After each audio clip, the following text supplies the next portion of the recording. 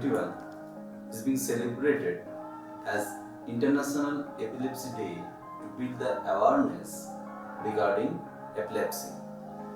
As we all know, epilepsy is a common chronic neurological disorder characterized by unprovoked seizures. A seizure is caused by sudden burst of excessive electrical activity in the brain and causing a temporary disruptions in the way the normal brain works. It can affect anyone at any time, but you have to remember that it is a non-contagious. In 6 out of 10 cases, there are no identifiable cause, and those epilepsies with known cause are called symptomatic, and they can be divided two categories. In one, there is an underlying brain injury or disease like infection, brain tumors, trauma, malformations or metabolic disorders, and on the other hand, it can be inherited, though in most of the people there is no family history of epilepsy. Now, seizure can be divided into two main groups based on the clinical findings. Like one side is a generalized seizure and one side is a partial seizure.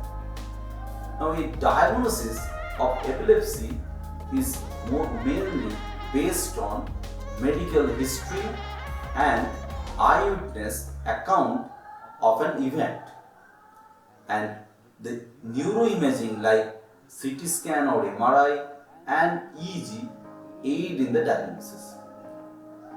What we prescribe the medicines, they are called anti-epileptic drugs.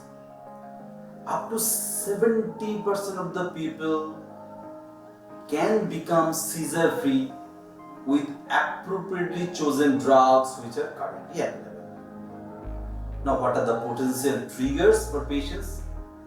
Like missed or late medications, which are most common, so we must ensure the adherence to therapy. Others are lack of sleep or tiredness, stress or excitement, high temperature, menstruation or puberty, use of alcohol or recreational drugs, and sometimes it can be photosensitive. Now, I want to highlight one most important aspect, that is the fast state when there is a seizure. Mostly the seizures in the form of generalized tonic-clonic seizures. So what do we have to do if we found a patient with seizure? First, keep calm and reassure the patient. Most importantly, protect them from any injury, remove harmful objects in surroundings, cushion the head, aid breathing by gently placing the person in the recovery position when the seizures has stopped, record the time and duration of seizures, and remember, stay with the person until fully recovered. And what are the don'ts we should not do? Like putting anything in the person's mouth, give anything to eat or drink until he or she is fully recovered, move unless in danger, or restrain the persons.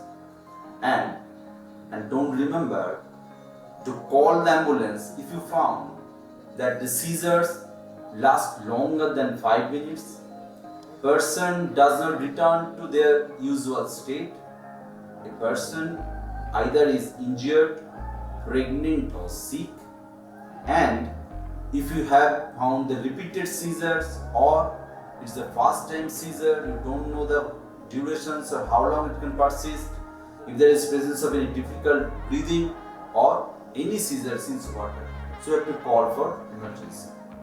Now, sometimes emergency medications can be given, but should be very, very monitored and should be given by those who are trained in this procedure. And in emergency, buccal midazolam nasal spray or rectal diazepam can be given. And another very important aspect in epilepsy management is the participation of patients or caregiver in the epilepsy management for the better outcome. The patient and caregivers must be engaged in the understanding the first disease etiology and also appropriate choosing the appropriate anti-epileptic drugs considering the age, epilepsy syndrome and their side effects. To know the durations of individualized treatment, monitor the drug response and side effects of anti-epileptic drugs, and also very importantly, fast aid management of breakthrough seizures at home before reaching to medical facility, lifestyle modifications, addressing the social and behavioral issues, employment and also diving issues to give a successful epilepsy management and give a better quality of life.